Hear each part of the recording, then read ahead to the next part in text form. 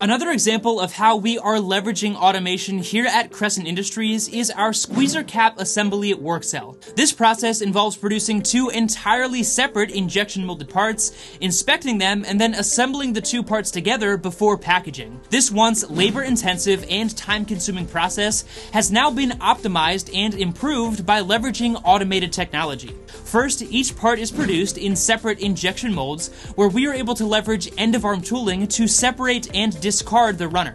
Each half of the final part is then dropped into a hopper, which rotates and ultimately orients the part correctly, allowing it to be properly assembled later on in the process.